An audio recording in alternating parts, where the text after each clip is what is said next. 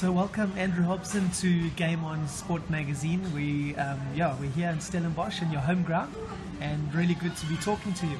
Oh, thanks for having me. It's really lucky to be here. So tell us a little bit about Paul Roos and your hockey career, and just being selected for the South African under-21 men's team. Oh, I came to Paul Roos. I've been here since grade 8. Obviously a huge thanks to the Paul Roos coaching staff. I had incredible coaches, had Ashton, Freddie, Neville Rothman, and I think for me they've been really instrumental in my achievements and my growth as a hockey player. Last year I made the SA under-18 national side for hockey, and Neville Rothman is also coaching the national under-18 side, so it's nice to have a friendly face there, and it just shows the quality of coaching that we've been getting at Paul Roos. Currently my school coach is also Ashton Freddie. He's also currently Marty's first team coach, so it's just the quality of coaching that I've been really fortunate to have while I'm here. What's the hockey legacy like at the school? Does it have as much of a draw card for people to come here to actually develop their hockey careers?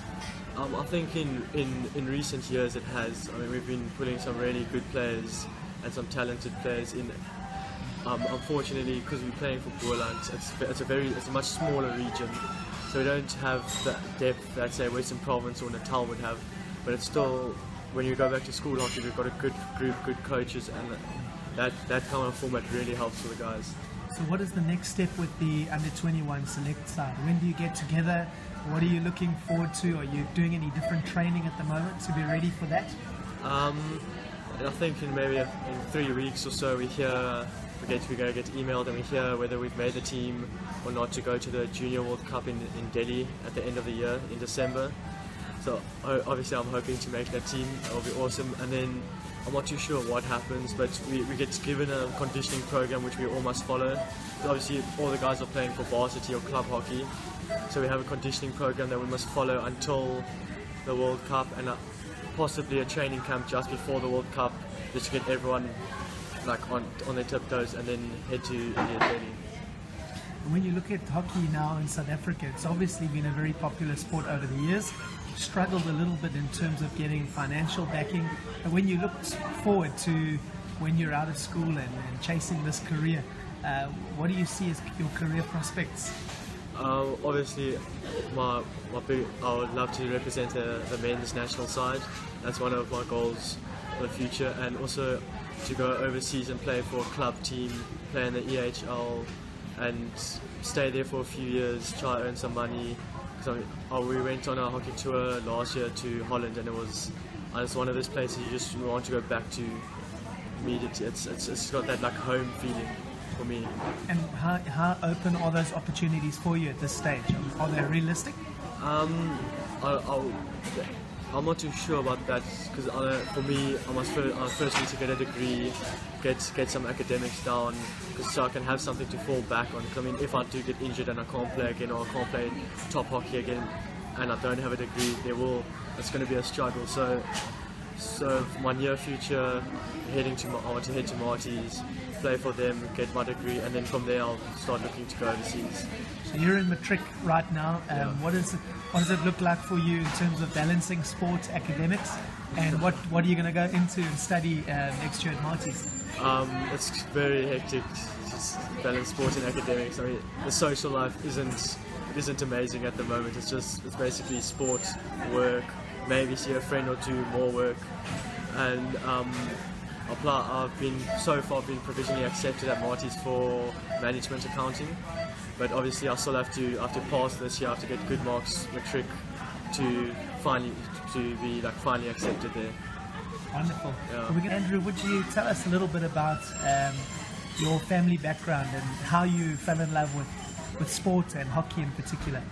Well, both my parents played hockey, and I've been playing hockey since I was tiny. I've been playing hockey since I was about 4 or 5 years old, just hitting a ball around, running around, nothing serious. Through our primary school, played as much sports as I can, obviously hockey included.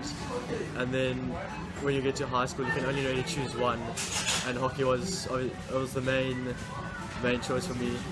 and sports like hockey, soccer, I've always loved it, like the passing game, and they can manipulate the defenders and stuff. It's just I could never play soccer, so so hockey was the closest I could get to that. So I've been playing, and it's just love the pace of the game, just non-stop running. I mean, you're dead on your feet, and your coach is just shouting for you to run, and so that physicality and just the teamwork I really enjoy. And you've got brothers and sisters, are they involved in sports? I've got a twin brother with nothing, don't look at all alike.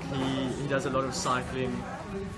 Cycling is his main sport, and I've got an older brother who's currently second year at varsity, and he plays hostel league hockey, so he just goes, has fun, chills. What is it like for you in terms of looking up to role models and other hockey icons? Do you watch much international hockey? Do you train sometimes with any of the pros in South Africa? Who do you look to in terms of improving your game or being inspired from people that have gone ahead of you? Obviously, whenever there's hockey down in Cape Town, international hockey, I try to watch as much as I can. And fortunately for me, I've got Dan Bowell and Dylan Swanepoel at Marty's. I mean, they're two top SMNs players, so I've got so much to learn from them. And then you've got, I think, about three of our midfielders played for the SA Under 21 team as well. Three Marty's midfielders played there, so I can learn from them. And also, currently for me at Marty's, I've just got so many senior players who have more experience than me, who have been to a higher level of hockey, that I try to learn as much from as possible. So for young pupils watching your interview who want to get started in hockey, what do they need? If they have a love for the game, what do they need to get started? What would you advise them to do? To get started, I just get a stick, get a ball, get a few mates together, and just try to play as often as possible, have as much fun as possible.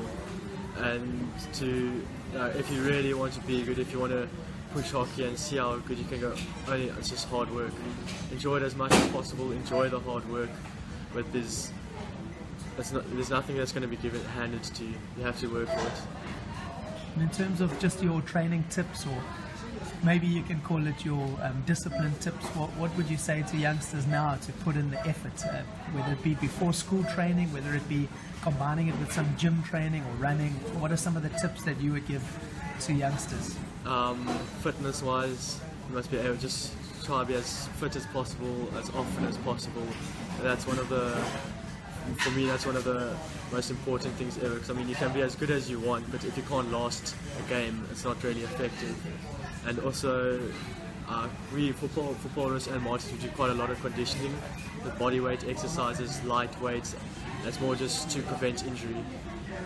And most people, when they look at sport, hockey goalkeepers are often regarded as must be the craziest sportsmen out there.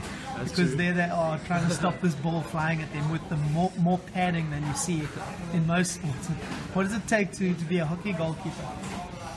I wish I knew. Some of those guys, they are crazy. I mean, the ball's getting hit at 100 k's an hour at them, and they want to stand there and block it with their bodies. So that's not for me. But you're just as bad because you're a defender, so you're standing just in front of them without any padding. Yeah. So they should say you're worse. I'll try to get out the way. I'll leave my stick there, but I'll get my body out the way.